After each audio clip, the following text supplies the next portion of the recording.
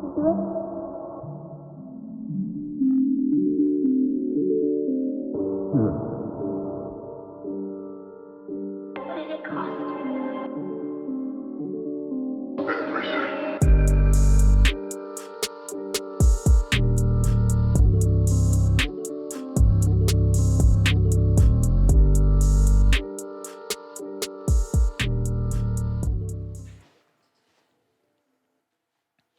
right, we're live.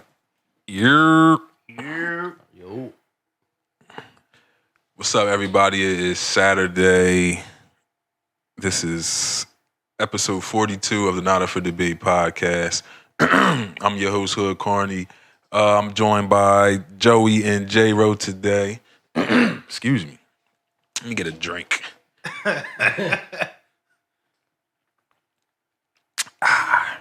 So as you can see, Easy isn't here today. He has some business to tend to. So shout out to Easy. Probably somewhere selling dashikis at affordable prices since it's the Black Friday deal. Yeah, Black Saturday. Black Saturday. It's black every day for him. But Super black. But yeah, we're here. It seems like this is like 3 episodes in like the past 7 to 10 days or some shit. It's a lot of content y'all getting here. But we just had the Thanksgiving holiday. We hope everybody enjoyed theirs. So how was you guys' holiday? You both cooked at home, right? Yeah. So how was that? Well, I had to work 10-hour shift. Oh, okay. Ended up leaving On Thursday. Early. Yeah. Oh shit. Yeah, I had to wake up at 4, be there by 6. I like to get ready, have enough time. Mm-hmm. To decompress in the morning. Yeah, so That's light skin shit. go up there, look outside, breathe real hard. Yeah. Leave work early, about like 2 hours early. Go to my sister's house because I'm making a turkey over there. Yeah. Oh, okay. And lo and behold, it's already in the oven. So I was like, yes, we're ahead of the game. I'm going to put the turkey on the table. I'm walking to the living room. Barely dropped it because the oil came out of the turkey, the pan, because the pan was a tin. So yeah. got all on my new pants and everything. I was burnt.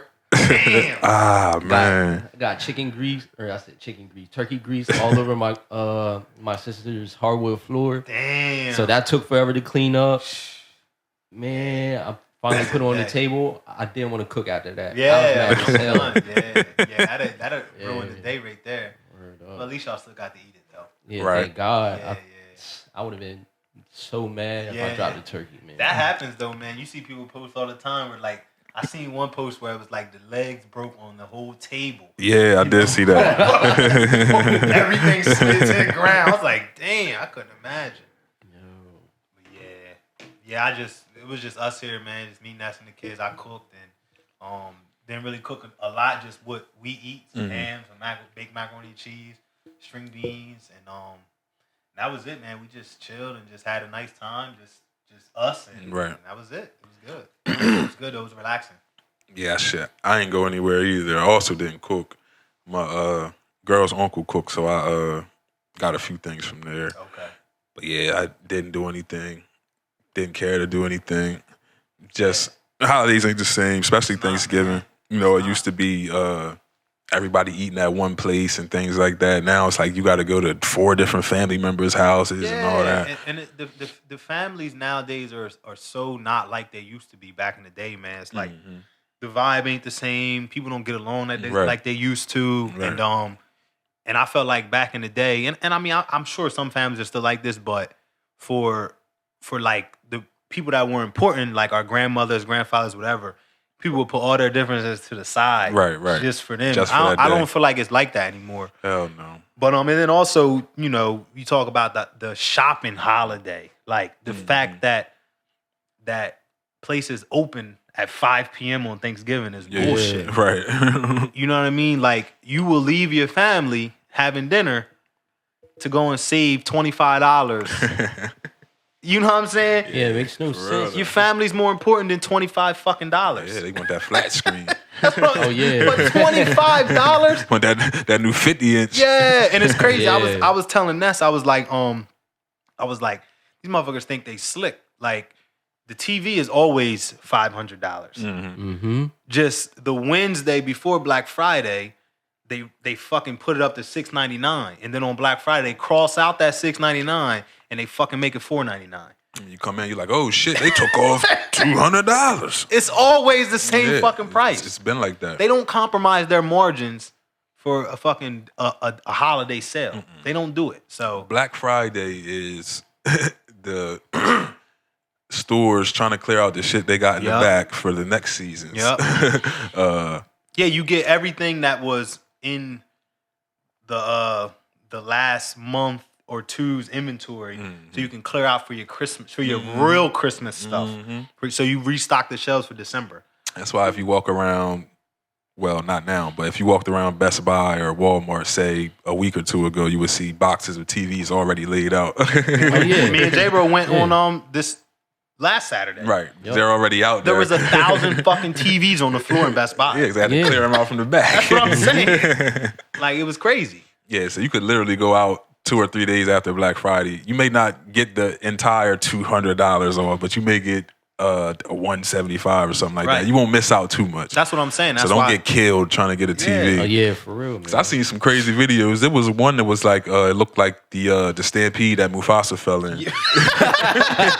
You see it with all the shopping carts? Yo, it was like the shopping cart, and they're like, it was literally people pushing the shopping carts and walking in. Some people had like a stack of shopping carts, like 5 of them, like so they could make room in between people. I'm not doing that to save a couple bucks, man. It's like we seen a video. It actually happened in Wilmington Walmart where the cop, it was like 4 or 5 cops. They was wrestling a guy, tasered his ass. But I saw that. Taser must was weak because that nigga was still running. Yeah, he didn't get away with anything. It looked like, but he got away with himself. And the guy that was with him got away first. Right, I did see them chase after him first, and he knocked the doors off the hinges or some shit. But I'm like, it was funny because I was watching the Walmart associate stand there like, stop recording. Stop recording. I'm like, yo, I'm about to go viral, motherfucker. Like, you going hard for this $11.75. Sit your ass down. Sam Walton ain't gonna help you. Hell no. Yeah, I'm like, man, shit, she need to back up. That cop looked like he ain't have too good aim with that damn taser. Nope. I don't even know if it hit him. It might have missed him. Yeah, I think it knocked him down. Oh, yeah. But I think because those tasers, if the lines don't stay connected, because you can re-jolt them. Right. But if the lines come off, then it's a wrap. You got to get to them to actually jolt them or whatever. Fuck that. That's something I never want to experience. Hell no. Fucking taser. I feel like to be a certain level of a cop, though, they gotta tase you. If you want to use the equipment. Yeah, you got to get tased, and maced and all that shit. Oh, yeah, right. I wish the fuck I would. Like, grab his arms. Open your eyes. Word up. Hell no. I used to watch shit like that on I don't even remember what show it was, but it was a police academy basically, and they had to get tasered, and they had to get maced and shit. I couldn't believe they was doing that shit. Yeah, that's how it is, man. But yeah, today is the day when everybody's breaking down a turkey, making sandwiches and all that good stuff. Turkey sandwiches. Yeah. I could go for one right now. I ain't have no turkey this year, man. I feel like I haven't had turkey on Thanksgiving in probably, I bet 5 years, man. Yeah. I just don't. I'm not a fan of it, man. I had a couple pieces. I didn't want too much myself. If it's a deep fried turkey though, I'm on it. Can't fuck with the baked turkey no more. Should be too dry. Yeah, I ain't had a deep fried one in a while. Yeah, the deep fried turky be where it's at. Yeah. Man, how do you even deep fry turkey? Man? You gotta have a whole the apparatus. It's like a big big ass pot. Yeah. It's an outside burn. You gotta cook it outside. Yeah, you gotta and far away from the house. You burn that real slow. Yeah. You gotta make sure it's fully thawed. It's gotta be fully thawed, or you'll fucking burn shit up. Yeah, it'll blow that bitch up. But yeah, I wouldn't fuck with that shit. I could never make one. Yeah. I've never made a turkey in the oven, honestly. Have I? I feel like I did one year. Yeah. But I mean, I've been around the kitchen forever, man. I watched my grandparents do all that shit, so I can pretty much cook anything. I'm willing to at least try. I don't fuck turkey some shit just up. A big ass bird. Yeah. I feel like I'm gonna fuck something up. Yeah, but see, that's how I like with me. Like, I've cooked a lot of chickens and shit, so it's the same thing. It just fucking take longer. Right. Yeah, if it was up to me, I'd do like a little Cornish hen or something. Yeah, I fuck with the Cornish hens, bro. Small. I fuck with the Cornish hens. But where you guys want to start? Some serious shit. Want to get the serious stuff out the way? You know, then we can laugh a little bit. Start with Gold Link and Mac Miller. So Gold Link posts a pic of the deceased rapper Mac Miller along with this caption. I'd be lying if I said I was surprised to hear that you died on us. Not because you were necessarily troubled, but because you were special, and because of that, you were troubled. At your peak, you were the archetypal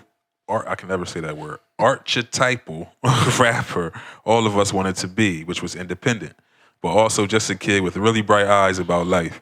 I'll keep it short because I want to continue our conversation for when it's my time to go.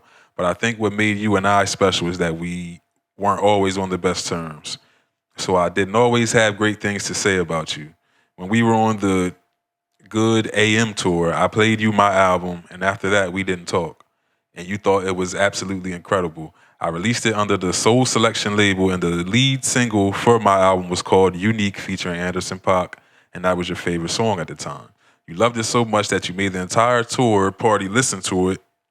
Oh, shit. My bad. You made the entire tour party listen to it and surprised me with a cake after my set. I always thought you drove yourself insane about your own music, so much that you would adopt styles as homage to those around you that you loved. That's where our problem started. Divine Feminine was an actual blueprint of, and after that we didn't talk, whatever that means. Your single was called Dang, featuring Anderson .Paak.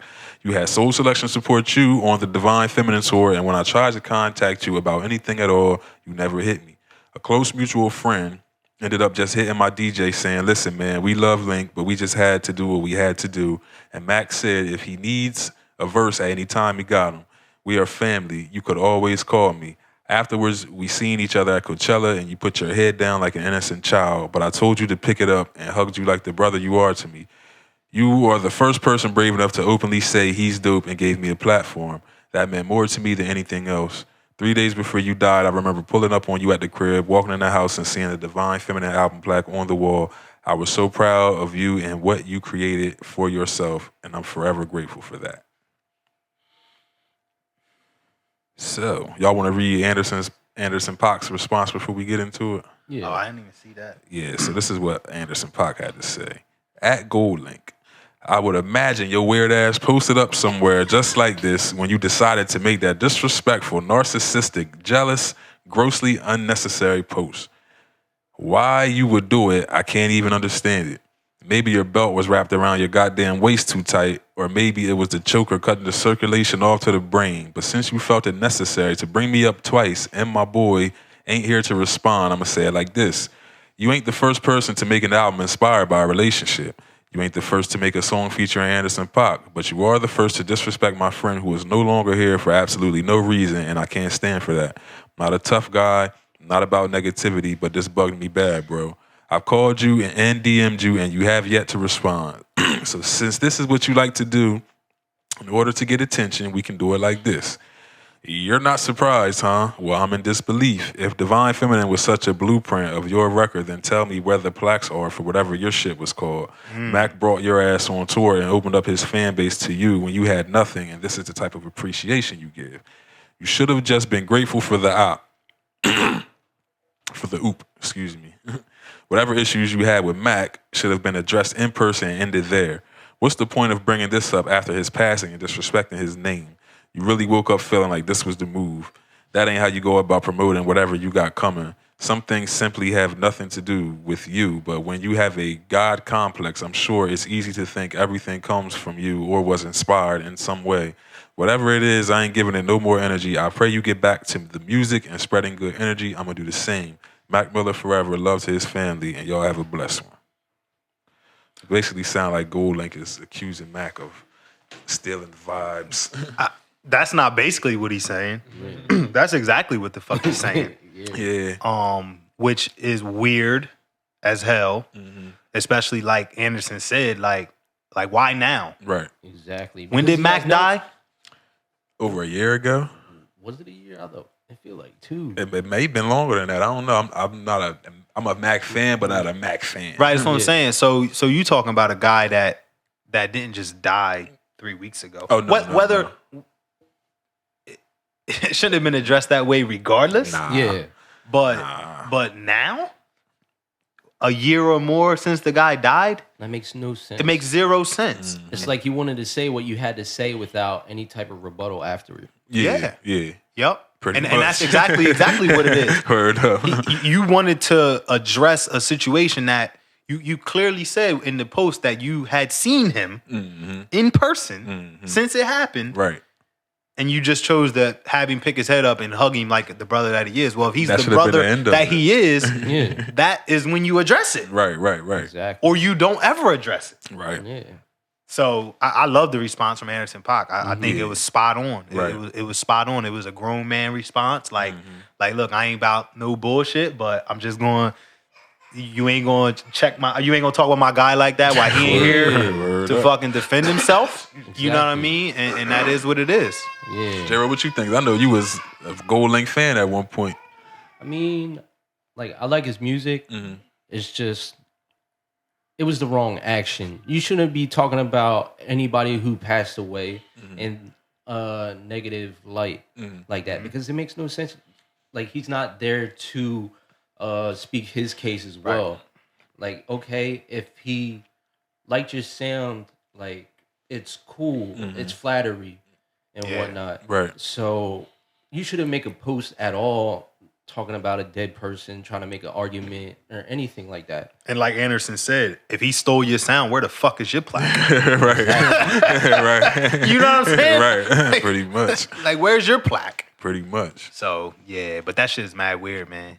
It's mad weird. But that's what niggas do nowadays, Yeah, man. pretty much. That's just the way of the world. And like Anderson .Paak said, I called you. I DM'd you to try to handle it like a man.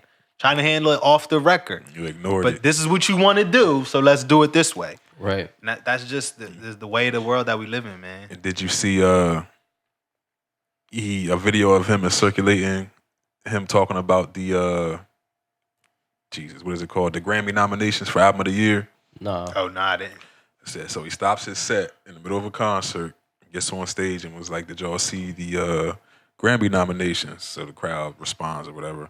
So he was like, "Yeah." So I'm going through my phone. And he was like, "Can I see the first name?" And he was like, "Meek Mill." And then he goes like, "Eh." And then he's like, gotta make pretend phone in his hand, so right. acting like he's scrolling. Like, oh, and I Yeah. see the next name, man. 21 Savage. And I'm like, whatever. I keep scrolling. So he like, so I see Tyler's name, and I'm like, yeah, Tyler. Right. He was like, yeah. Then scroll down, I see the next name, which would have been YB and Corday. Yeah. He was like, we ain't even gonna mention his name. I'm like, yo, Disrespectful. word. Yeah, I'm that like, shit's yo. crazy. I'm like, this nigga is hating. Yeah, Yeah. but that's look, man. Niggas is hating nowadays, I bro. couldn't believe it. I'm like, I like Gold Link.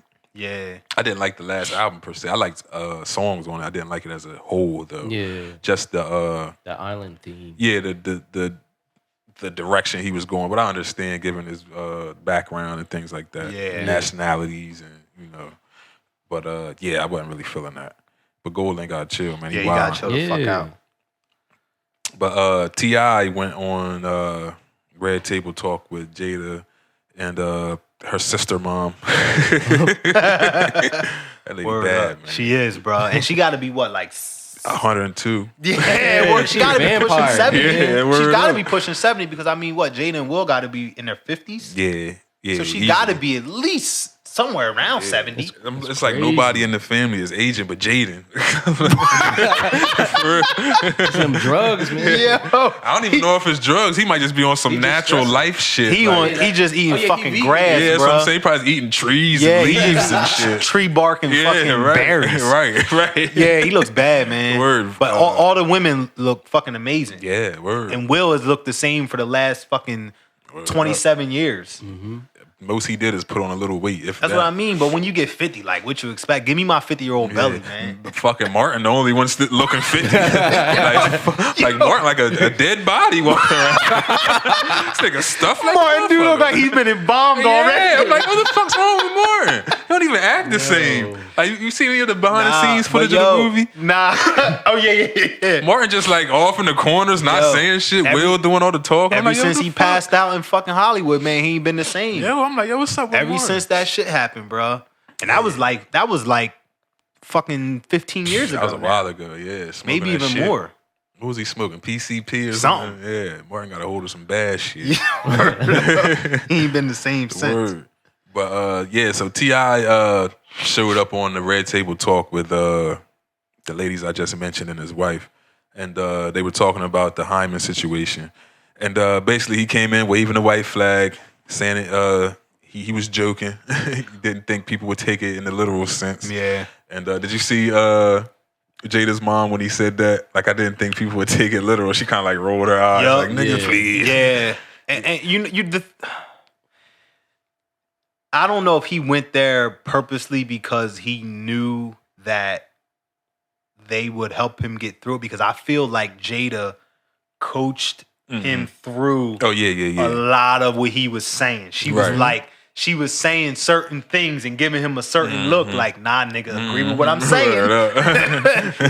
you meant that you weren't protecting her virginity, right? Like she was coaching him through the entire interview. Like, I think he knew in order to save himself that there may not have been another fucking place to go. He even said it at one point. Right. Like, he was like, I wasn't going nowhere else. I came here to talk to three beautiful, independent, God-given. I'm like, yo, T.I., just come on, man. And you know Say what? you fucked up. Yeah, no, he definitely fucked up. And you know what? He was like, I was hoping that Willow would be here. I think Willow was like, I ain't fucking shit. Like, what the fuck? She probably like, what the fuck you want me there for? That's what I'm saying. But if you think about it, I mean, Willow is what, 17 or 18 years old? Yeah, she around that So age. she is what's her name, Deja? Yeah. So I think that she might have would have taken it too personal, maybe. She probably was like, fuck this interview. I ain't doing this shit. Because the shit is mad weird, bro. I don't know what the fuck T.I. was thinking, bro. And he was contradicting himself. He walked back. He walked back a lot of stuff that he said. I never said I went in the room with her. I never said I went in the exam room. What else did he say? But he clearly said all that stuff, though. Yeah. Then he says, I didn't say it's a present day thing. Then he clearly said that every birthday. Yeah, I went back to the tape and he said, as of her 18th birthday, her hymen is still intact. And she just turned 18. So I'm like, all right, well, you're obviously lying about that. But Jada did make a good point, and she basically said women's how should I say this, sexuality path should be guided by the mother and not the father.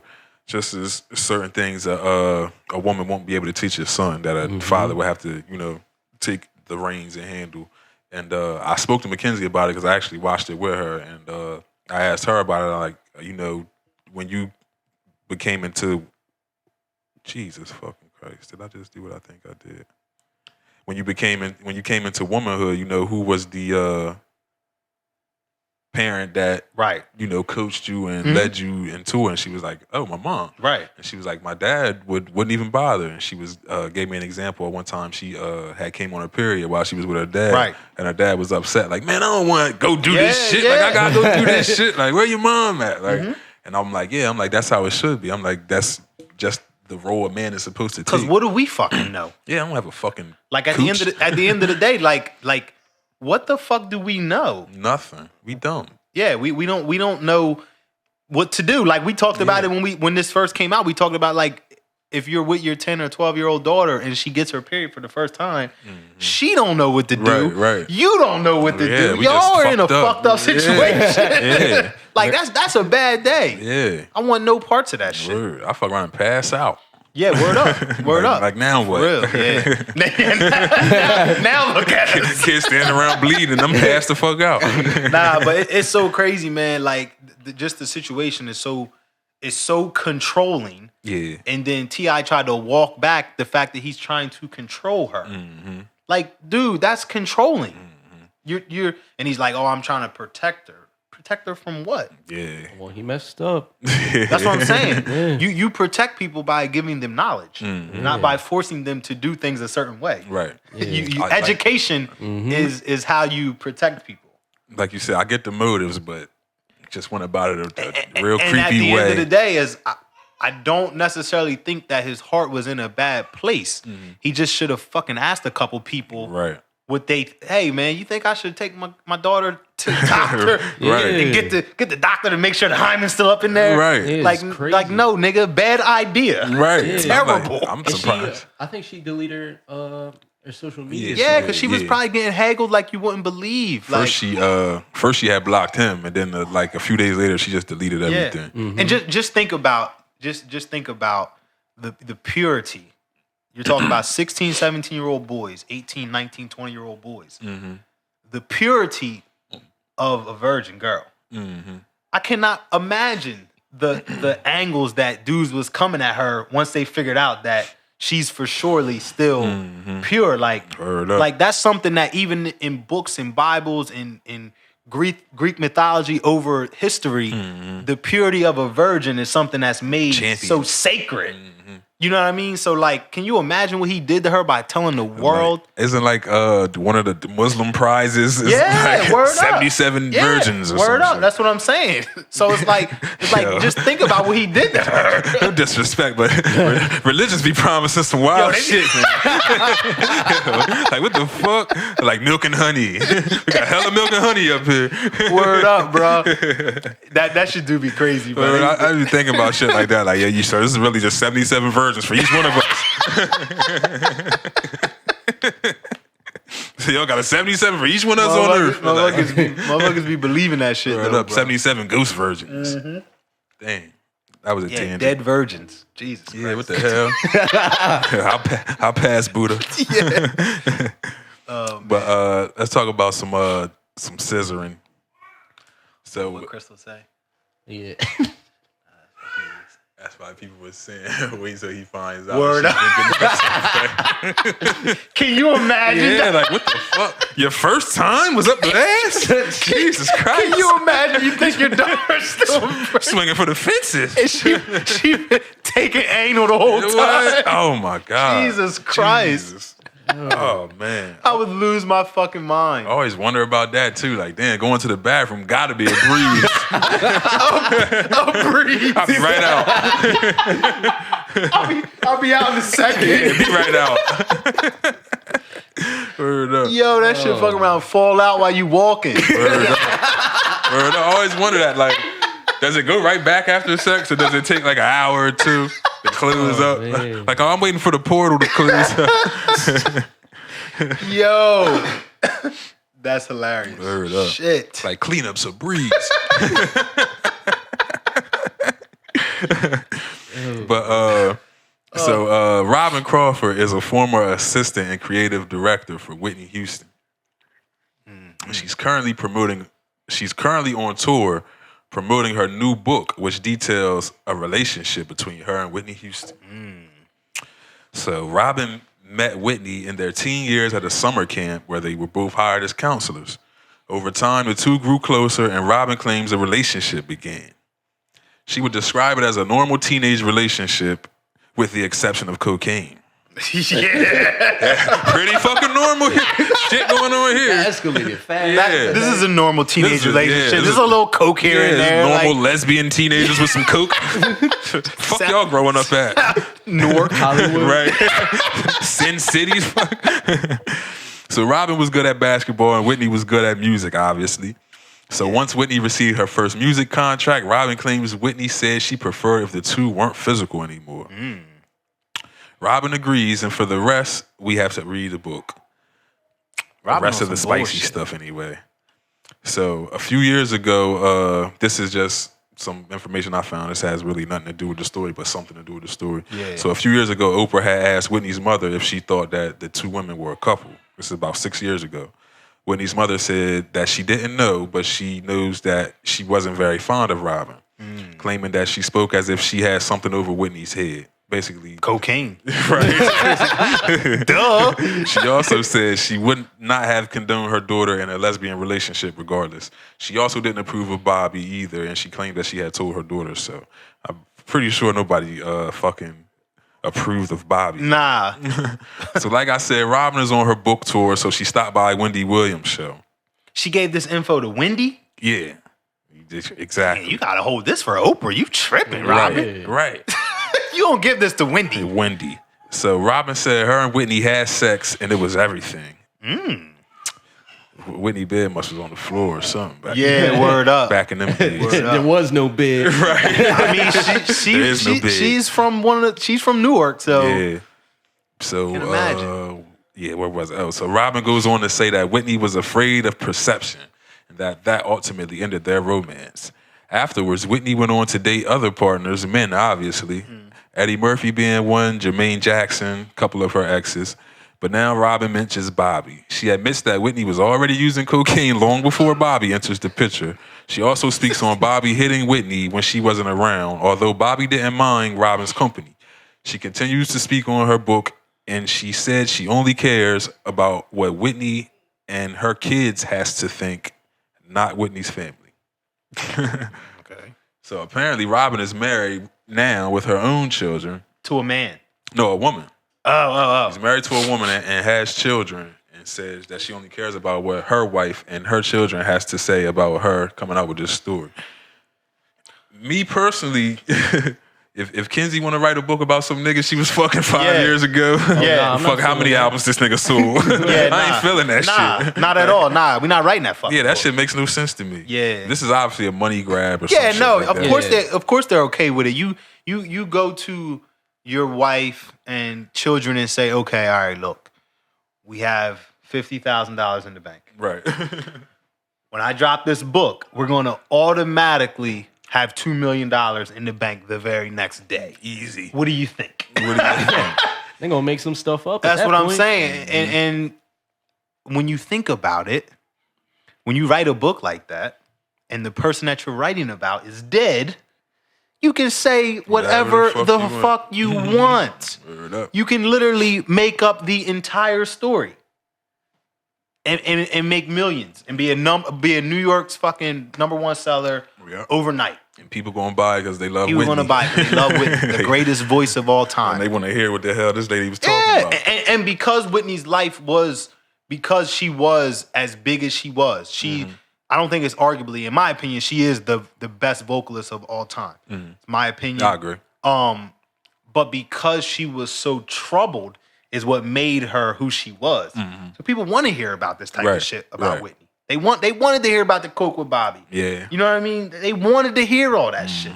So of course if she was fucking munching bird, they want to hear about it. Munching bird. You know what I'm saying? Like, why wouldn't they want to hear about that?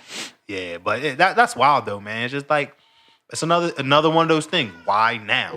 Whitney died in fucking like 2006. Word. She been out of here. You know what I'm saying? Like, why now? But money. It's always money. Shit's crazy. Rest in peace, Whitney. Yeah, for real. Almost said rest in peace, Bobby. I ain't seen that motherfucker on the Nah, Bobby ain't dead yet. Didn't he have a show at one point? Bobby had he had a reality show. Yeah, what was it might have called? been when Whitney was living. Yeah, I think Whitney was living then. What was it called? Being Bobby Brown. Being Bobby Brown. Yeah. Yeah. BBB. Remember when Bobby was on the what the fuck was that show? The was it I don't know if it was Rehab. It was one of those reality shows. Oh, yeah. The dude said some gay shit. Yeah. He went with that shit. He said, I'll fuck you up. I'll fuck you up in here. And I think he had like a cigarette in his mouth when he said it too. Word up, that shit was hilarious. Bobby ain't with the bullshit, bro. So let's get into some fun shit now. Let's talk about Meg Trey. Yeah. So Meg Thee Stallion is seen in a club getting cozy with Trey Songz. After these videos go viral, Meg takes to Twitter to denounce any rumors saying, y'all want me to be a hoe so bad. Y'all know about one relationship I've been in with a famous rapper. So women on my timeline are in support of Meg and her recent moves, claiming Moneybagg cheated on her, and it's now time for him to feel the hot girl's heat. Yeah, I added that in there. Feel the hot girl's heat. Yo, these just gotta chill out here, bro. So first of all, Meg says that we all want her to be a hoe so bad. This is the lady who walks around with her ass exposed. Bent over, clapping cheeks at 74 miles per hour. I've seen one picture where her ass cheeks are not exposed. Yeah, she was facing forward. In her entire... We want her to be a hoe? Yeah, it ain't me. It definitely ain't me. I mean, I ain't mad at her, but damn. Do your thing. But like, yeah, like we ain't encouraging this. Yeah. That's how you're selling records. Yeah, come on, man. You can't rap about the things you're rapping about, do the things you do, and then be mad when somebody sees you with a guy who's not your boyfriend, not the guy you've been shoving down our face the past 2 months. Who we know is motherfucking out here bodying shit. The nigga is Mr. Take Your Girl. Yeah, Mr. Steal Your Girl. We're not talking about some new artist. We're not talking about a regular person. We are talking about Trey Songz. Yeah. And did you see the picture of him like giving her the shot? He had already... She didn't even look comfortable taking it from him. That's what made me uncomfortable looking at the picture. This nigga was like, yeah. It was like, look, it looked like he slipped something in that. That's what I'm saying. I'm like, he's not taking a shot. They have their arms crossed. He doesn't have a shot glass. This nigga had that. Yeah, I'm like, Megan. I'm like, whenever I've seen people do that, they're both taking shots at the same time. This nigga don't got a shot glass in his hand. Shit is mad creepy, bro. Yeah, I'm like, who let this go down? Right. And then her manager is in the video standing there like watching. Like, I'm like, this is bad PR right here. Yeah, it's terrible. It's terrible. Yeah, but girls on the timeline been killing me. All I did was share the picture. I didn't say anything with the picture. And it's like, what is there even to kill though? Yeah, I shared the picture and they're like, oh, what's wrong with this? Yeah. What's wrong with this? I'm like, what's right with it? We seen her with the same man for 3 months straight. Now she's with another guy, and y'all acting like it's cool. And the thing is like, I don't understand the way of the world now to where that is okay to just literally jump out and jump in to the next, and then Trey jump fucking out. songs. Trey fucking everything songs. Right. Exactly. Like, what the fuck is that nigga's name? Word up, because like nothing tells me. The video before, we talked about this shit weeks ago. Right. We saw this coming. You know exactly what this is. This is like this is a classic case of when you get with a girl and she's got this guy who's like liking her pictures and always commenting on the pictures, and you say something to her like, yo, what's up with this guy liking your pictures, commenting on your pictures? Don't worry about him. Don't worry about him. The next thing you know, he's Yo! He's feeding you brandy shots. He told me don't worry about him. Yeah, that's exactly how it goes. And I mean, they clearly just had an exchange, what was it, last summer? On Twitter. Yeah, he said he was gonna knock her head off for the culture. And she responded like, that's what I'm saying. Like, so I wonder what Moneybag has to say about this. Moneybag, yo. I don't know. Can you say anything? What do you say? You gotta jump in his bag. He gotta pull that thing out the bag. You gotta get in his bag now. Yeah, but like, what do you do? Because nowadays people don't even address these type of situations properly. So now Moneybag is probably at home like, all right, who can I pop out with? Right. You know what I mean? He's scrolling through Instagram. Yeah, like, he just want to make her jealous. Damn. Who can I? You know what I mean? Like, so now he just looking for the next thing to pop. And that ain't how this shit's supposed to work, man. Right. Moneybag hurt. He's somewhere thinking about that. Especially when you think about like Meg is potentially, an artist that could stand the test of time just because of what she's doing. So she not the test of time. She ain't doing enough to have more than a 5-year run, maybe. Right. Just in my opinion. Right. But a 5-year run nowadays is a pretty good fucking run. Yeah, hell yeah. You know what I mean? So, and now you just fucking lost that. Easy said Moneybag hurting right now. Morris Easy Evans is on the live. Morris Easy Evans. Yeah, he definitely hurting though. Hell yeah, Moneybag hurting. Which is understandable. I mean, Megan, she pretty girl. She kind of strong in the face, but yeah, she don't really do it for me either. Nah, you know what I mean? Like I said, it's like when you see her doing the shit she doing, and that's what I forget whose post I posted on. Somebody posted it, and was talking about how she is not attractive, and I'm like what she can do adds about 2 to 3 points. Yeah, easy. She probably a strong 6. Yeah. Without that, but right. when she starts shaking, she boasting herself to about an 8. Shaking ass in millions. I get you about 8. 8.3 on the scale. Yeah. Put her up in the 8 range. Yeah, she is strong in the face. Yeah, she. Somebody posted a picture when Ving Rhames was dressed as a woman. Said, I'm gonna tell my kids it's Meg Thee Stallion. She ain't that bad. Meg ain't that bad. Nah, she ain't that bad. She cute. Yeah, she for like you said, for what she does, it works for her. Yeah. But, because she ain't never really shown us her face. Right. All we seeing is ass, and her ass is built pretty good. Yeah, it looks nice. Yeah. Nice knees. Yeah. I wonder how long them twerking knees gonna last. I mean, was she 23? Yeah, you figure NFL running backs got about she got it's about 32, 33. I don't know if they're gonna last that long. I think them knees they might get her to 28. 28. Yeah, she ain't got Tina legs. What happened to school?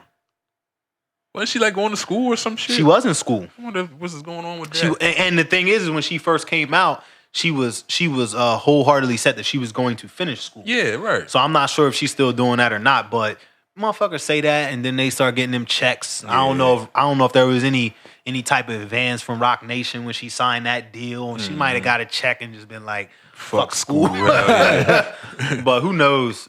She was saying that she was going to finish. Yeah, it was like a hot girl semester or some shit like that, or some bullshit like that. Yeah. She fucking dropped out.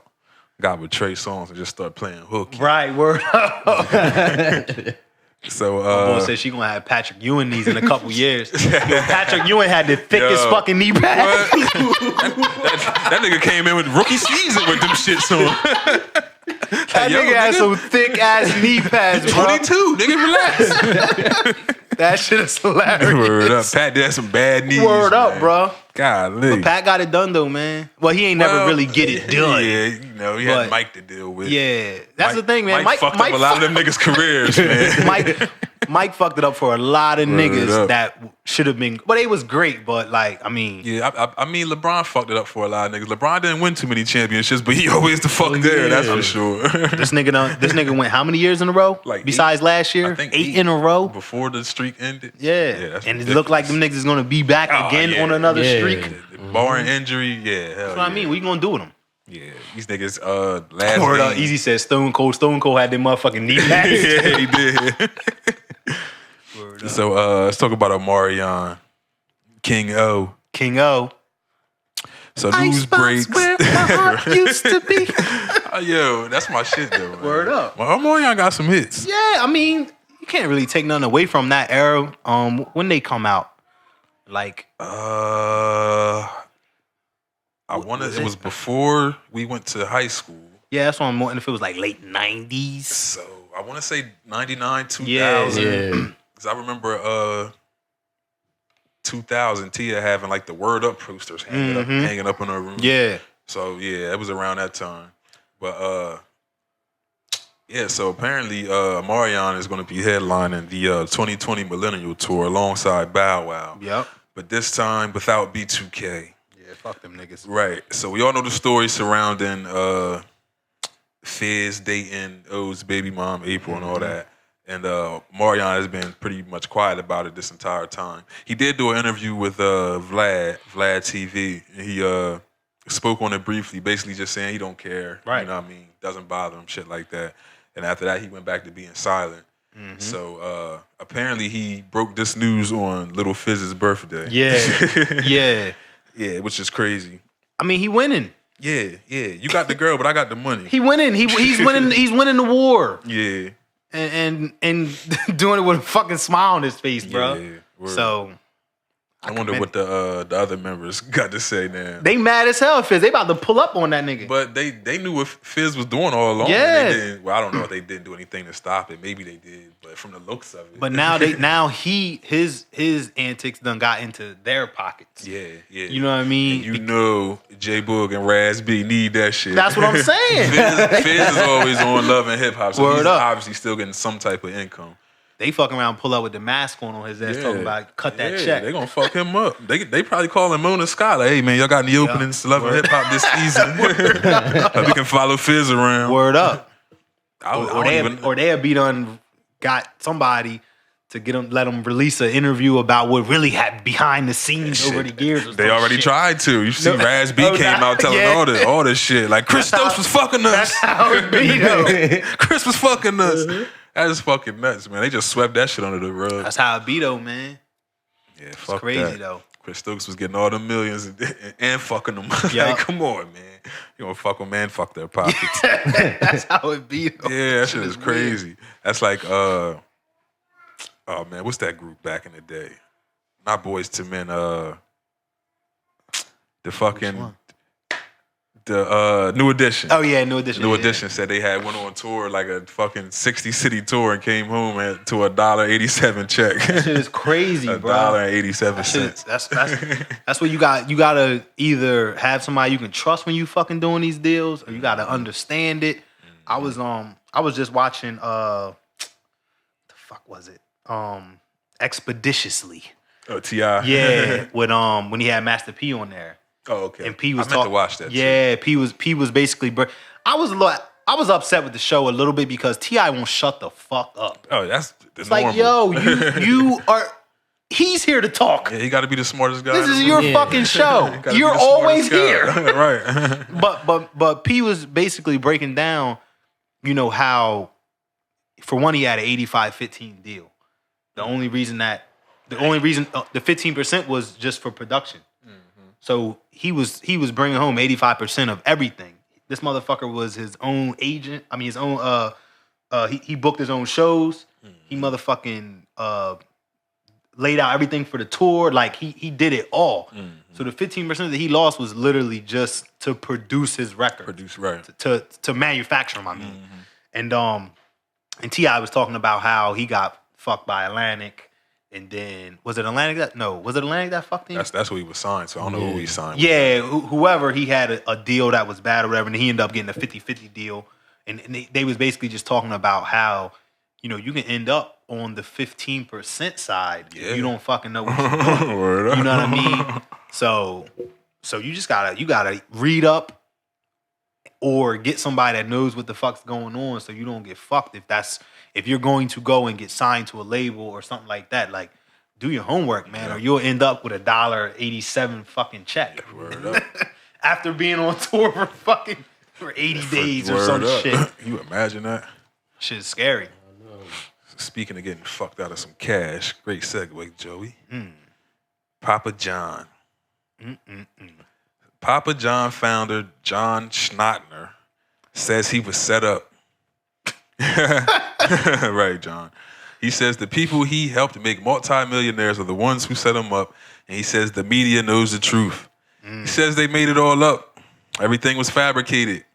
Although Papa John admits he did use the N-word on a private conference call with his business partners, he says the call was centered around the company policy on diversity training. He says he used the word to show his hate for racism. Good twist there, Papa. Right. Good one, Papa. John says insiders used this to oust him out. He even dropped specific names stating Steve Ritchie, Livy Curley, the board of directors, all used the black community and race as a way to steal the company. And they stole the company and they restored the company. Papa went to smoke, man. Yeah. So the name he mentioned, Steve Ritchie, was actually handpicked to replace John, and they were once friends. And of course, they're now estranged. Right. Ritchie signed as CEO earlier this year. Ritchie resigned as CEO earlier this year. Oh shit! So Steve got the fuck out of there. Yeah, he wasn't trying. He wasn't with the bullshit. He wasn't with the bullshit. But this is probably why he left. So Papa claims Steve left the company with over $8 million and gave out 0 bonuses at the time of his departure. God damn. He took everything. Word up. So Papa says the new CEO, former president of Arby's, doesn't care about quality and has 0 pizza experience. Oh, so the president of Arby's is over there now? So the president of Arby's is now the CEO of Papa John's Pizza. For one, let's talk about something that's important. Right, we can stop here. How the fuck is Arby's even still a thing? Yo, but you heard what he said. Papa John said that they don't even care about quality at Arby's. Like, why is this still even open? Yo, I don't know anybody that eats at Arby's. Never. I've never stopped at Arby's. Look, I've had an Arby's French fry. 100. And Arby's they're French fries are amazing. They're fucking awesome. But there ain't nothing there to fucking go with the French fries. No, fuck no. I don't want a roast You gonna beef. get a ham and cheese I don't sandwich? want a roast beef sandwich. You fucking Ham and cheese. that shit does not go together. Pink ass meat. Yeah. Now, if they decide to put a nice fucking juicy burger next to them fucking curly fries, hell yeah. they would be in a good spot. But Did you know they have a fucking deer meat sandwich? I did not. Yeah, they have a deer meat sandwich. Yeah, That they would have be a the first venison for fast. sandwich. That would be the first for fast food. I'm not gonna go and fucking try it. Yeah, I'm definitely not trying. But they do yeah. have a venison sandwich at Arby's for those that enjoy that type of shit. I don't fuck with Arby's. And that at said, all. do I hate Arby's like I hate KFC? I actually probably hate Arby's more. Yeah. I gotta hate Arby's more because I just had KFC. So. Yeah, I don't fuck with neither one of them, but Yeah. So, but it's funny because Papa John is saying that the Arby's guy doesn't have any pizza experience. no, he probably doesn't.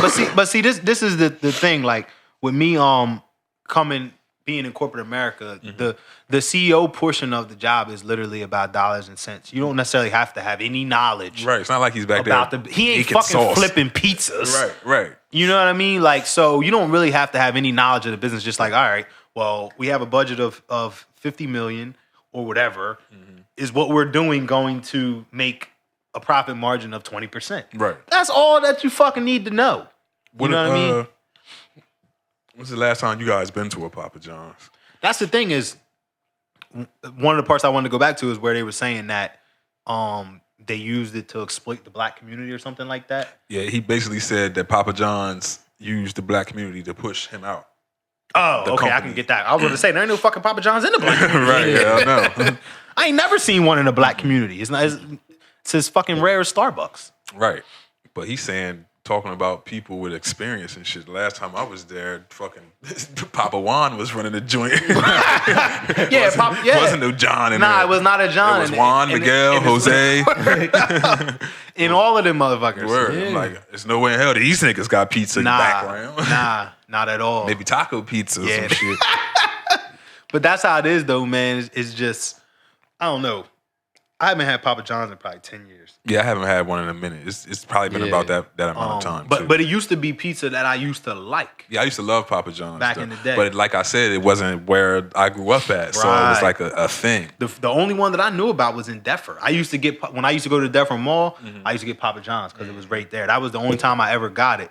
But and it was only because it was a little bit different than everything else that like we was used to in the Salem area. Yeah. So it was like exotic almost. But then when I discovered real pizza, when I discovered that pizza comes from places that there isn't 100 other places named just like it. Right.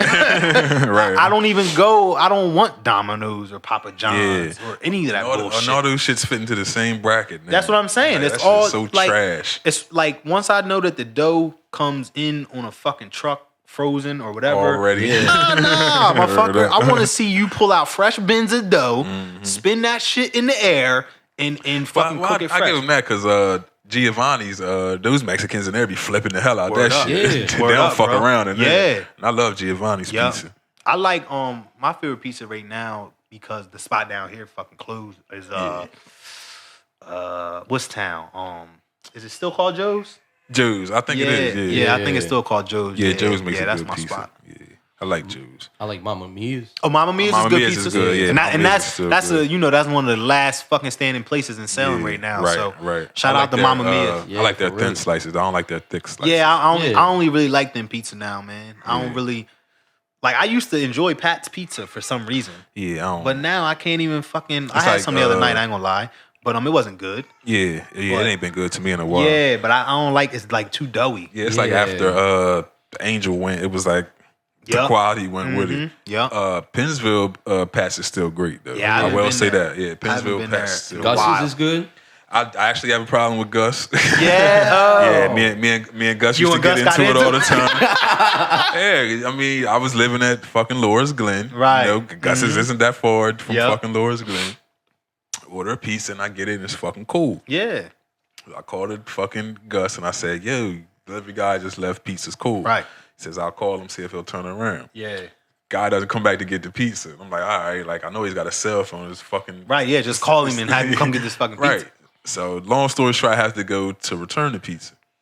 So I get there, take the pizza inside. Everybody's looking all scared. Here comes the black guy. Angry that's been black man with a calling. cold pizza. Yeah, right. He's been calling. Right. So I set the pizza on the counter and she's like, she brings another one out and sets it next to me. Right. And, you know, I kindly push it back to her. I'm like, nah, it's fine. Yeah. You know, give me my fucking $20. Yeah, give me my money. I'm good. Yeah, so she was like, oh, well, we already made this other one for you. So, you know. Sorry, I don't want it. Yeah, you can take this one. So I'm like, it's cool. You know, just give me the 20 and I'll be on my way. Mm-hmm. So she's like, oh, well, we got to get Gus. So I'm like, all right. So I'm standing there expecting Gus to come from out of the back. Right. Lo and behold, Gus was at home, which is over top of the fucking pizza spot. Oh, shit. Didn't know that. Yeah, so Gus comes downstairs with an attitude, obviously, because he's at fucking home, not at He's work. off for the day. Right. So he's got a fucking attitude. So he's upset because I don't want the other pizza that he made. So now he's upset because he's got 2 pies. Yeah. That nobody fucking wants. And he still got to give me $20. Right. So now he's looking at a fucking $50 loss. So he's upset. Yeah, so I just, cut my loss, got my 20 and got the fuck out of there. Yeah, I haven't been to Gus's in a minute. Yeah, but he wasn't pleasant, wasn't too pleasant. So yeah, I probably won't be giving him any more service. And the crazy thing is, I tried to go to Andy's in Pennsgrove, try to give them some service. Go in there, and they usually have decent pizza. Right. I go in there, I see the pie been sitting out, like 1 slice missing, so I already know that she's gonna pull me 2 slices from here if I ask for pizza. So I'm like, all right, fuck it, I'm gonna get it anyway. Yeah. I ask for 2 slices. Sure enough, she goes to the pie that's been sitting there, throws the pizza in the oven. Right. Comes out, go to the car, pull a slice out so I can get a little bite before I drive. Yeah. Hold the slice up, the entire pie just slid off. Yeah, so I just got saucy bread. So I'm like, yo, like, What the fuck is like this for real? Like, what the fuck is going on? I'm a thug, so I'm like, let me just slide it back up on there and get it I popping. throw it back on there, then I'm like, And it slid off again. It's running off. Now I got I got the taco grease. Now you bite the taco and the grease run down your arm. I got that running down my arm. So I'm like, man, this ain't really happening right now. So I'm like, man, I'm still here. Let me just take it back in. Mm-hmm. So I go to take it back in. The lady like, what's wrong? So I'm like, all right, well, I guess I got to show you. So I pulled the fucking bag off of the pizza. By this time, the other slice has just been sitting there. So the grease just rose to the top, and it's literally, you can see it just on top grease. of the pizza. Yeah. Like, like you can literally like dip your finger in the grease pool. Like, so I'm like showing her, I'm like, it's like greasy as hell. I can't even eat this shit. She's like, all right, but you already took a bite out of it. So I was like, all right. I'm like, but it's too greasy. I'm like, so I pick up the other slice and the shit runs off. So she's like, why would you do that? I'm like, yo, what are you going to resell this to somebody? I'm like, yo, it's no good. So I'm like, can I just get my money back?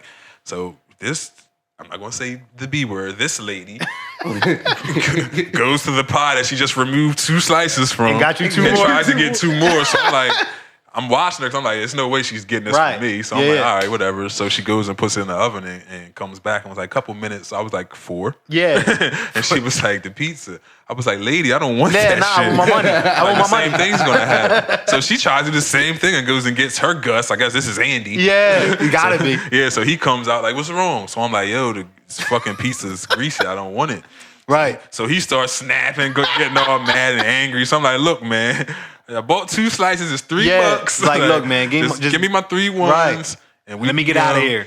So I paid with a card. So they were upset because if they gave me 3 ones, their drawer was going to be short. Yeah. That was going to create a big problem. So I said, you know what? Keep the $3 fucking dollars. Keep the money. Keep the 4 slices too. So don't put that shit either. I'm getting the fuck out of here. Yeah. So I was like, you need to learn customer service. Yeah. I walk out. I slam the door. Walk out, go to get in the car. Do you know that this lady comes out with the pizza? No, with a post-it note and a pen, like she's trying to get my tag number. So like, the fuck are you gonna call the cops and say? Like, what are you gonna say, lady? Like, I'm like, yo, people are crazy, man. But I ain't been back there since, but man, y'all gotta work on your customer service. Customer service. People don't understand the cost that's associated with that. Mm-hmm. You know what I mean? To lose a $20 pizza when it was Gus's, or to lose $3 slices when it was Andy's, is worth so much more to do the right thing. Mm-hmm.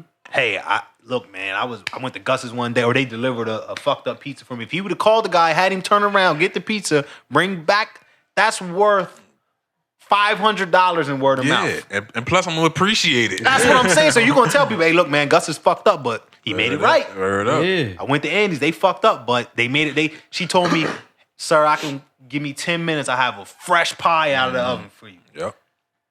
That's worth fucking hundreds of dollars. Mackenzie, I hate spending money on food. Yeah. It's just a dumbass method to me to go out and pay somebody to cook you something when you have shit at home. Yeah. So when I spend my money on food, You expect it to be what you paid for. So I get places one time, you fuck my food up and I just don't go back. Yeah. Like one time I paid for a party pizza from Pat's and it came and the shit was soggy. I took one bite out of one slice and I didn't want it. And my girl was like, yo, you're ridiculous. Right. Like, what's wrong with you? I'm like, what's wrong with me? I just paid $24 for a bite of pizza. Like, that's what's wrong with me. Yeah, you expected it to be what you ordered. Yeah, so I definitely get it when people are upset with certain businesses. My boy said mudslide pizza. right. You know, and they the Chick-fil-A method. Yeah, that's exactly what Chick-fil-A is selling. That's Yo. why Chick-fil-A is able to, because they pride themselves on customer service so well, they're able to pay not only more per person, right, 5 to 10 more people to work in the store at any given time than any other fast food restaurant. And the shit pays for itself. And they're only open fucking 6 days a week. Yep. You know what I mean? So, but there's some places like a Arby's, like a McDonald's, like a Burger King, to where they're basing it off of a certain level of volume to where they don't have to have the same type of service. Right. It's less to create their product, so they don't have to make, the margin is still the same. They're probably still making exactly as much money as Chick-fil-A, but put a chicken nugget from McDonald's next to a chicken nugget from Chick-fil-A. You can tell that one is real fucking chicken. Yeah. And one is the part of the chicken that's left over after Chick-fil-A made their fucking chicken nuggets. You know what I'm saying? But you can tell that, and that's what you pay for. For real. You know what I mean? But they're able to sell you great service, and they pay for it. Right. It's just like when you in the mall, you don't even have to have a Chick-fil-A plate in front of you. These motherfuckers is walking around bringing you napkins. Yeah. I'm like, yo. Just handing out napkins. I'm like, next time I'm coming to y'all. Yeah. My pleasure. Word up. Damn. I'm like, bro, I got Chinese food. That's you need a napkin, sir? Straw? I'm like, yeah. Word up. Yeah, but they just good people, man. They really adopted that down south type hospital. Well, they didn't adopt it. That's where they started like at, I guess. Supremely overstaffed. If you go to the one in the mall, if you ever just look around, it's like 3 of them just there not doing anything. Like, yo, bro, just go home. I don't. It's so crazy. You ever been to one where it's like rush hour, prime time, whatever the hell you want to call it? They're like ants. They're not only is there 3 people taking orders outside of the fucking store, then they got people running orders out from the window. So you can just pull off. They got a dude that just does the drinks. That's what I'm saying. Like nigga, don't move. Just fill these cups up. It's like an assembly line. Yeah. You know what I mean? Which isn't hard because 95% of their drinks are fucking ice. Y'all gotta get that shit. Nah, they do be putting some ice in their motherfucking They drink. saving on them damn drinks, man. Yep. Word up. Then the fucking the lemonade is amazing. Yeah, lemonade is next level. Lemonade is crazy. Lemonade is next level. But it's all that down south where I don't know where the fuck they started at. Yeah, but for real, that's a good question. It's somewhere in the south, but you can tell because it's got that down south lemonade, that down south tea. Even the fucking hospitality is from down south. Even the pickly accent on the chicken is from down south. Yeah, the whole vibe. I love Chick-fil-A. Yeah, y'all are great. Yeah, close on Sunday. Oh shit, we talking about Papa John. Shit. Yeah. So he basically went on to say he's had 30 pizzas in the past 40 days or 40 pizzas in the past 30 days, and it's not the same. He has personally? Yeah, he's personally this had nigga binge eating. 40 pizzas in the past 30 days, and it's just not the same. That's probably why his face is so swollen. That goddamn pizza. So John made millions selling his stock in the company, and although he's still part owner, he no longer holds the majority. So business decisions throughout the company do not require his input. Right. He says he loves the company but doesn't care to join. He also says a day of reckoning will come and that we all just stay tuned. John on some shit. So where's Peyton in all this? I have no idea. And where's Shaq? Right. Don't they own stock in that shit? I think both of them do. Yeah. I wonder if Shaq's the majority I know owner. Peyton definitely does. Yeah. Because Peyton owned at one point like a bunch of fucking them. like 30 stores or some shit. So, and I'm sure Shaq wouldn't get in without getting some level of whether he was getting stores, whether he was doing whatever. I'm sure he did something. You know, Shaq need the fuck out. Yeah. He just ain't jumping in there. Yeah, he wouldn't have did a venture without getting something in there. Yeah, but they boxed his ass the fuck out. Yeah, that's crazy though, man. Papa Juan still flipping them fucking pizzas. But the pizza definitely has taken a step back. Yeah, I'm not even interested in Papa John's. They like, wasn't there a thing like the any toppings is like under the cheese or some shit like that? Is that Papa John's? That was one of their things. Yeah, too. like so if you get pepperoni, it's like sauce, pepperoni, and then cheese yeah. or some shit like that. Yeah, That was another one of those exotic things. Yeah, that's what made you like interested in it. We can get into some music before we head out. Let's see. The Game drops Born to Rap. Born to Rap. I didn't finish listening to it. So far, so good, though. Typical Game album. Hard beats, lyrics, the typical Game disses and things like that. The couple tracks that we listened to today, I must say I was impressed. Yeah, it's decent. It's definitely rapping on there. Yeah, I wasn't looking for it. Yeah, like I wasn't either. And it's just because like we always talk about the antics. We talk about all the antics that come along with Game. I just hate that type of shit. Right, Yeah. right. It's like if you can rap, and we know you can rap, so just fucking rap. Takes away from the craft. Yeah. But Fabulous dropped Summertime Shootout 3. Y'all listen? He can keep that. Summertime Poop Out 3.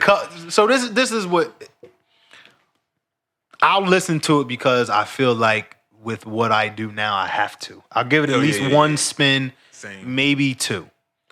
But the two tracks that I've heard already gives me no fucking desire to want to listen to this album, like at all.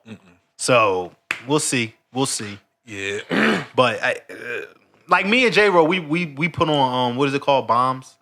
Yeah. Back on my bullshit. Yeah. So we put that track on again, and what we came to is like this nigga's trying to get on 2K.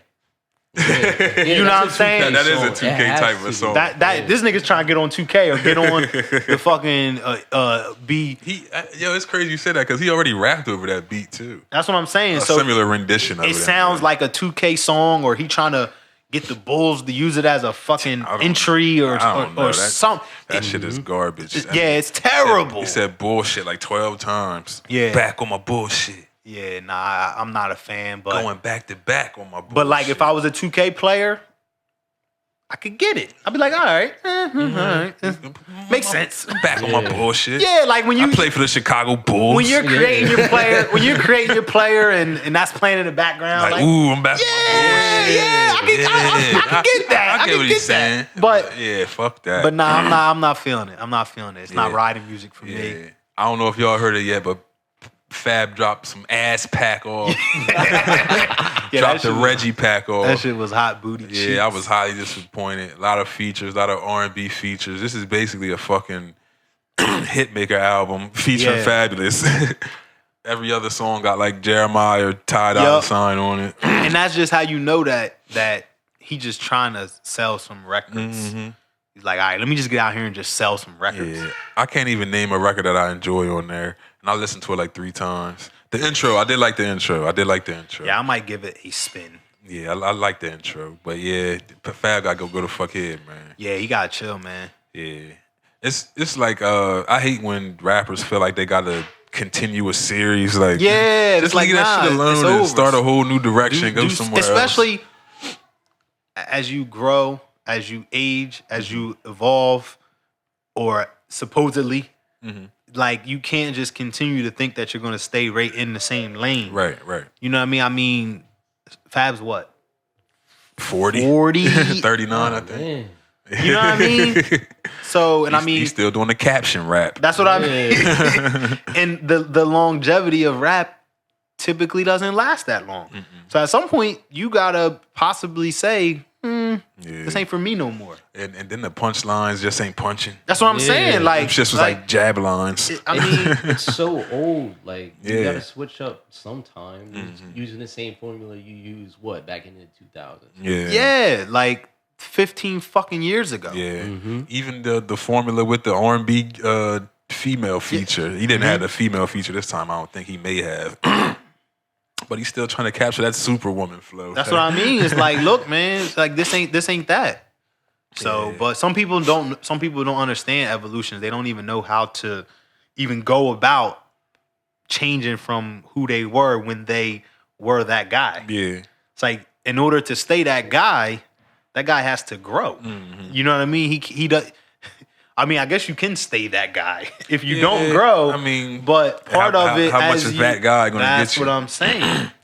Because he's like you said, he's always been that guy that could dress, and now it's like, okay, everybody's dressing now. And I think so too is because fashion and people dressing a certain way in hip hop especially is so much prominent now, and it's so much a thing now that there was a time when Fab was really the only person that was doing that carried his ass. You know what I mean? So now that everybody's blinded by the outfits. Now that we used to the outfits, we listening to the rap like, So now that everybody can do that a little bit, or everybody's got a different style, everybody is like you said, dressing.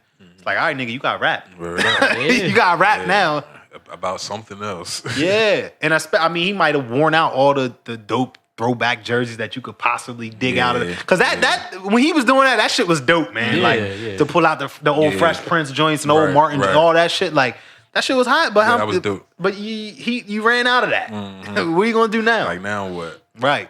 You got to think of something. Yeah, this ain't that. I saw another album dropping.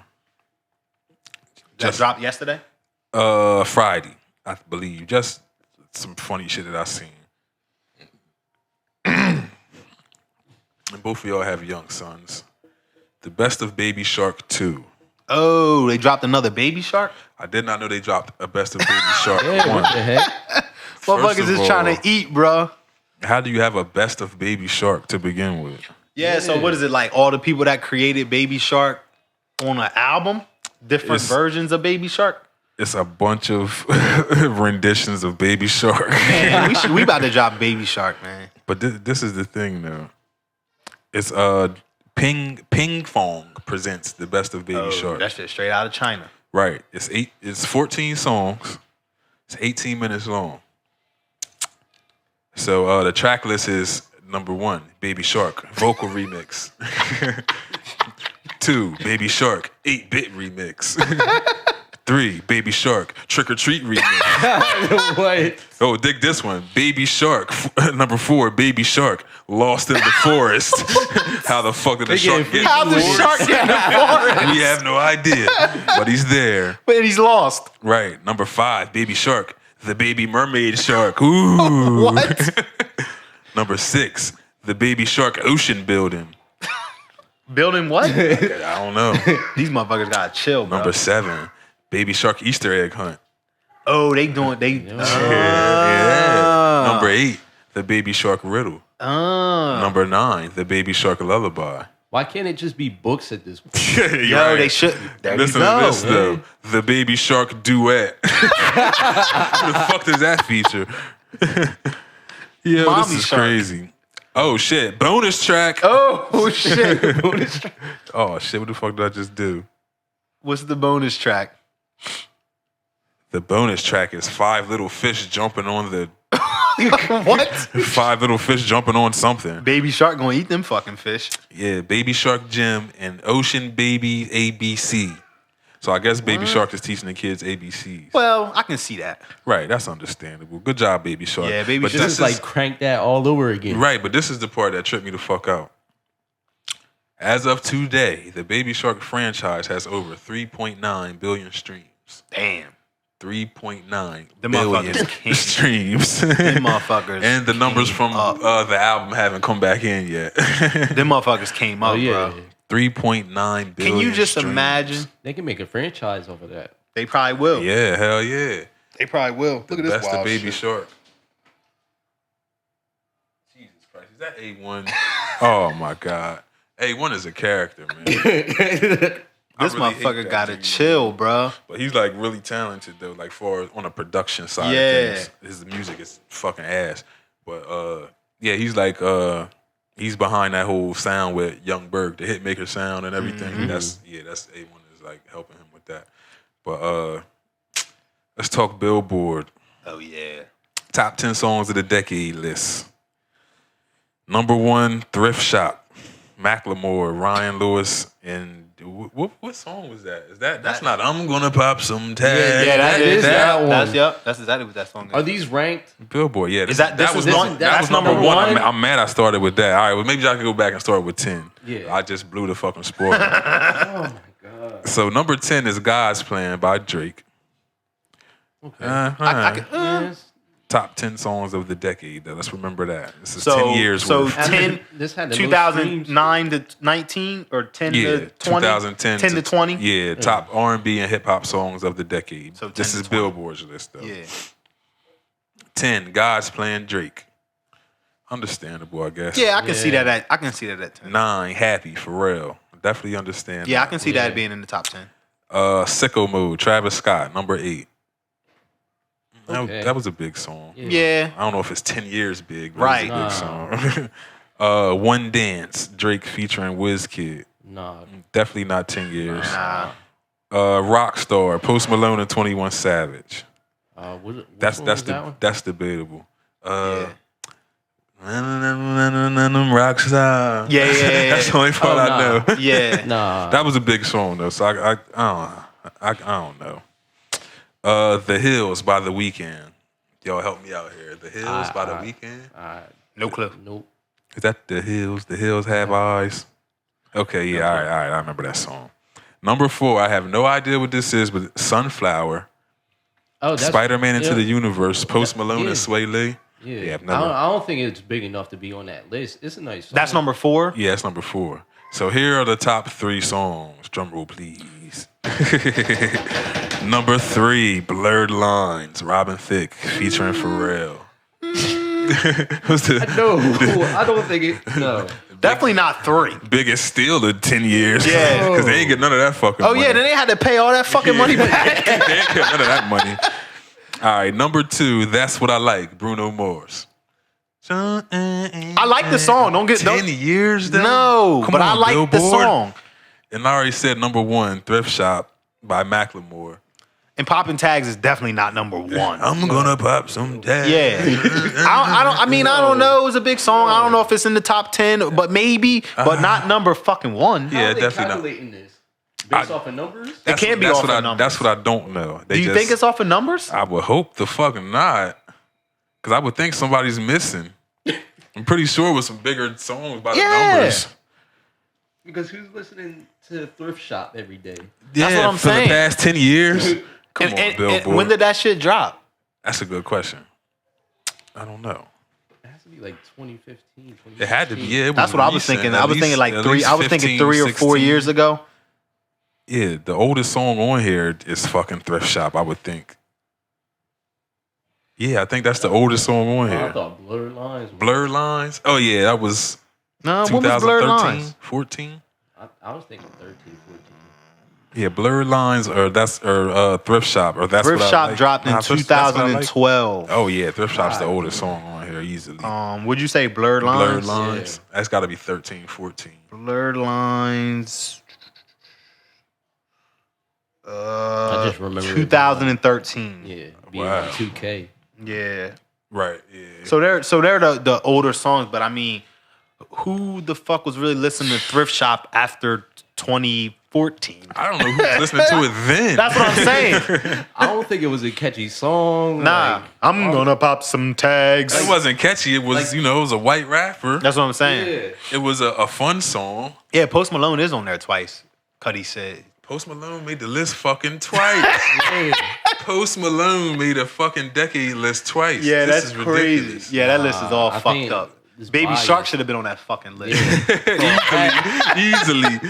With all that bullshit, Baby Shark should have been on there. How does Jay-Z not have a top 10 song in it? Well, it's the decade. You know what? has he dropped in 10 years? 2010, I mean, what has he dropped since 2010? Obviously, 444 dropped. Yeah, he gave us something in there. Well, there's probably 2 albums in there since Yeah. 2010. There's But no Kanye. No Kanye. Hey, who else? Yeah, how does No Kanye's Kendrick? album make the best album of the decade, but no not songs? no singles Right. produced? I don't know. Yeah, that's that's a good crazy. point, J-Ro. Damn. Yeah. So all we got from Jay since 2010 is Watch the Throne. Well, Drake is on there fucking three times. When was Watch the Throne? 2011. Oh, so we got songs from Watch the Throne. We got Watch the Throne in 2011. We got Holy Grail in 13, and we got 444 in 17. You definitely had a watch. Otis definitely should have made. Otis should have made the fucking Otis list. definitely should have made the cut. At least Otis. Yeah, Drake is on here 3 times because he's featured on Sickle Mood. Yeah. So Drake got guys and playing. when you kind of Mood, think about the One way Dance. that the world goes and its popularity in certain things, you can see how Drake is going to slip on the list multiple times. I understand it. It makes sense. But Macklemore at fucking 1? Yeah. I think it's biased. Yeah. Yeah, it's Billboard bias. Yeah. Fucking right. That's exactly what Billboard it is. bias is a real fucking thing. Hell yeah. So let's get into this rap and sing debate. And this will be our last topic. The New York Times wrote in an article stating that Drake's 2009 mixtape So Far Gone was the start of rappers turned singers. The article went as far as saying Drake created the vibe himself. And the internet reacted. What are your thoughts? T-Pain actually has an album called Rapper Turned Singer. Yeah. Like, And when did that drop? That was his Before that. first album. Before 2009. That was his first album. Like, and the thing is, like we were saying before the show, is this has been a thing for a long fucking time. Nelly dropped Country Grammar in 2000. 2000 and, yeah, I was gonna say 2001, but yeah, Fucking 20 years ago. Right. Drake was 11. Drake was not even on fucking Degrassi the Degrassi yet. Yeah, he was waiting for his dad to get picked up and he didn't show up. The whole just think about this. In 2002 or 3, 50 Cent was trying to kill Ja Rule over being a singing rapper. Right. And take his job. And then 50 Cent in 2004 started singing and rapping. So this was, and shout out to Jesse Evans. I don't know if Jesse is watching. So this is Jesse's argument. That's Yeezy's cousin, I believe. Yeah. If not, they're just both dark skinned niggas. Right, with the last name Evans. Right. Which makes them cousins. Right. What a coincidence. Yeah. But, so he basically said there's a difference between rapping, singing, and singing, rapping. Yeah. And I There is said- a difference. It's said different. Yeah, I said, the vice versa aspect. Right. But he believes that Drake is a rapper who has the ability to sing, whereas though Ja Rule was a rapper who tried to sing. And that's what is the difference? What the fuck does that mean? it's not a difference to me, but I understand the point that he's trying to make. Right. But that It's does not obsolete change here. the argument. Yeah, it's the It same makes thing. it makes no difference here. But like I said, Nelly dropped Country Grammar 20 years ago, and he wasn't the first to do it. That's Like, what I'm saying. you know Yeah, what I mean? it was done people before him. Yeah. And Drake definitely made it. Yeah, Drake has made it is what it is today. Yeah. Did he take it to the next level? Is he the biggest artist to ever do it? Yeah. No question. Right. If that's the argument they want to make, let's Yes. fucking make that argument. But he did not start it. He did not create it. He's not the godfather of it or whatever the Yeah. fuck they want to call it. He just made it prominent. Right. Yeah. Because he all those guys were stars. Right, Drake's right. a fucking superstar. Right, And that's right. the difference. That's really Right. the only fucking difference. Right. And he had great R&B records to go along with it. Yeah. You know what I mean? Like, compared to Nelly, like we said, who's naturally a rapper, who Right. just had a singing style of Yeah. rap. You know what Missy I mean? was doing it 97, 98. Yeah. See, that's another thing people don't take into consideration because she's a woman. Right, that's what I mean. Yeah. But that's not fair. Yeah. Right. So they'll box her right out. Because for one, people be sleeping on Missy. Missy It's very talented. is Yeah. fucking super talented. Yeah. Missy's up there. One Yeah. of my favorite artists. Top 50. Right. Word Yeah, up. for real. One of my favorite artists. Yeah.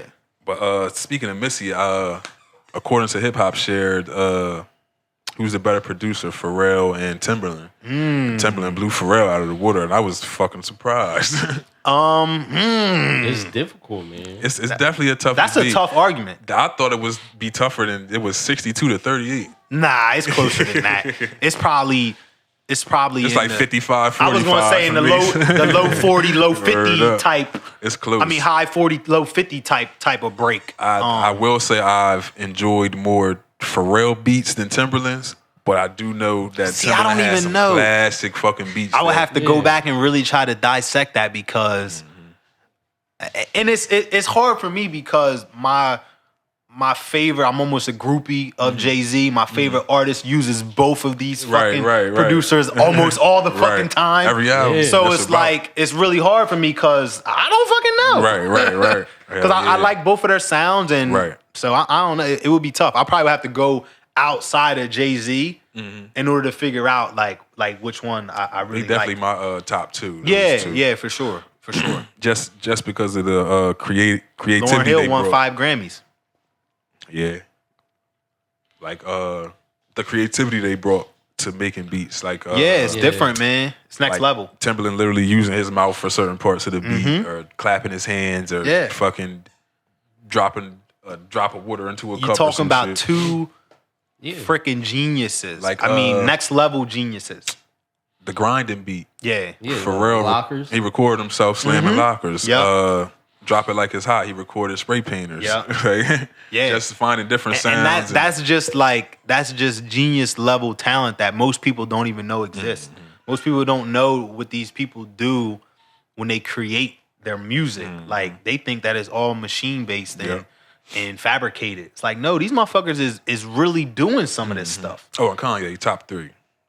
Because Kanye introduced to me in my life anyway the actually seeing a guy hitting the board and you know what I mean, making the beat as you go, and then adding the little samples from other people's songs into the beat as you go. Like what song was it? Is it Runaway when he's like sampling? It's like look at you. Is that Runaway? I think it's Runaway. Yeah, Pusha. But because he performed it at the VMAs, and that's when he was using the beat machine live. Yeah, like just seeing that, I never. Kanye is next level genius as well, man. Like I can't. Did that movie already come out? What movie? The one. IMAX? Yeah. I think it was just for that, like a. It was just. It wasn't like something you can go and see all the time. Yeah, I think it was just. Surprised it didn't like drop somewhere yet, but I'm pretty sure you would have to find like a distro.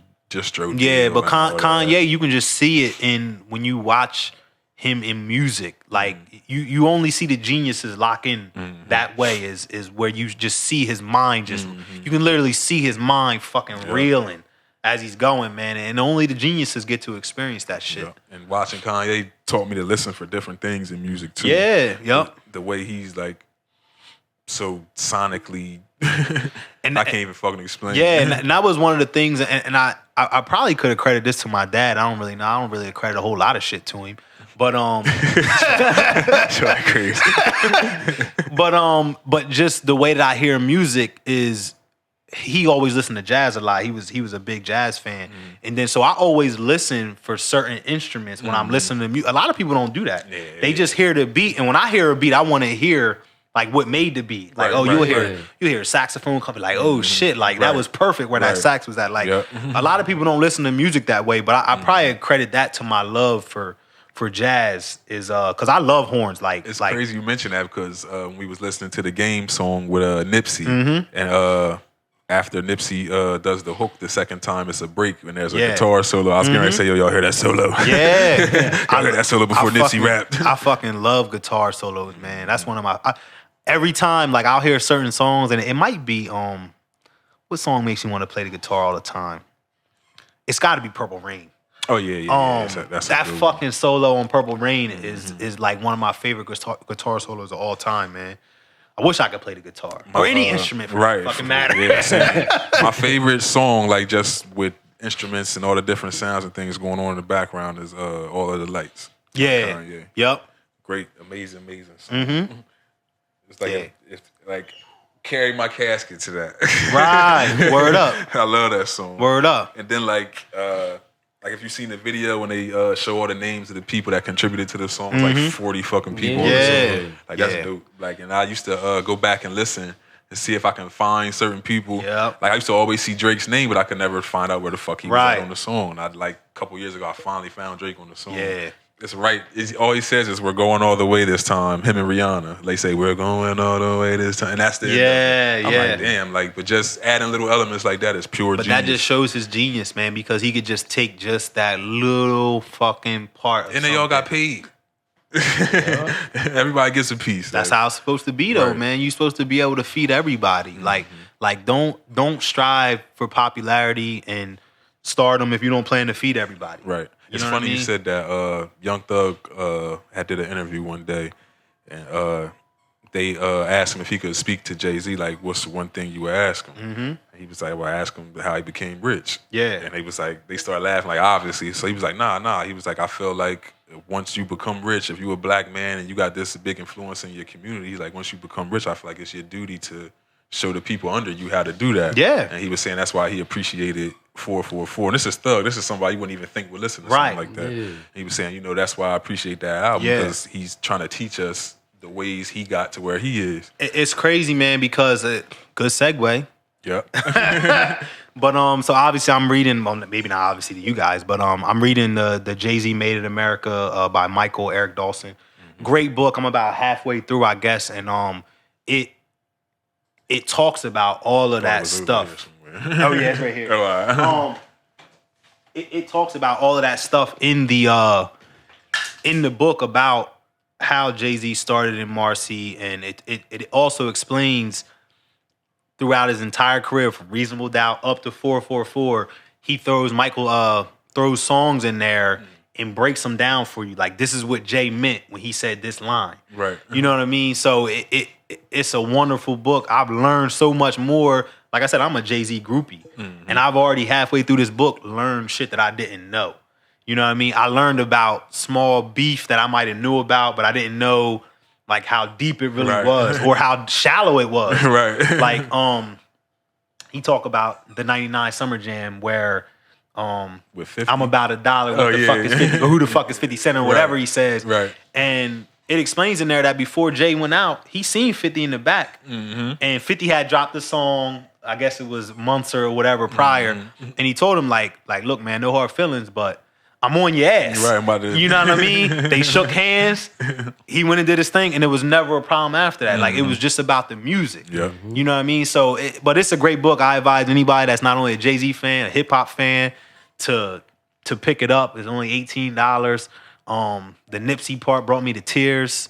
I literally, like, sniffling. Right. Just because, you know, like, we needed him, man. We need him. Yeah. Not needed him. Like, we still need him, but it's a great book, man. I'll probably read it twice. That's how good it is. So, but I ain't gonna get too deep into it. Maybe I'll come back after I finish the last 100 pages and give my full summary. But yeah, it's a good book, and it talks about how Jay-Z is now evolving from, you know, it goes through the steps from crack dealer to mega superstar to transforming into a loving husband, which he shows us on 444, right? To now being transformed into probably a political superstar at some point. Yeah. I think that's his path. Whether he wants to talk about it now or not, right? It's obvious in the things that he's doing that he's leaning more. I don't think he's going to run for president or anything, but who fucking knows? You never know. But he's definitely leaning. Gaining political power as he goes. I mean, this guy fucking kicks it with Obama like nothing. Right. You know what I'm saying? So, but it's a cool book, man. It's good to read about the evolution of Jay-Z. Talks about the Nas beef. Talks about Biggie. Talks about Tupac. Talks about everything. So it's a good book though. I can't wait. Yeah. I'll have this shit to you by Monday, no, without a doubt. But I think that's all we got for today. Y'all got anything else? Nah, I don't think I know. Today, the young ladies of Camp Crystal are graduating. Yeah, can't wait, man. I'm excited. Yeah, so we'll be there to check out those happenings. Yeah, for sure. Check on the young ladies and special, man. It's a special program. Sequence is walking in her purpose.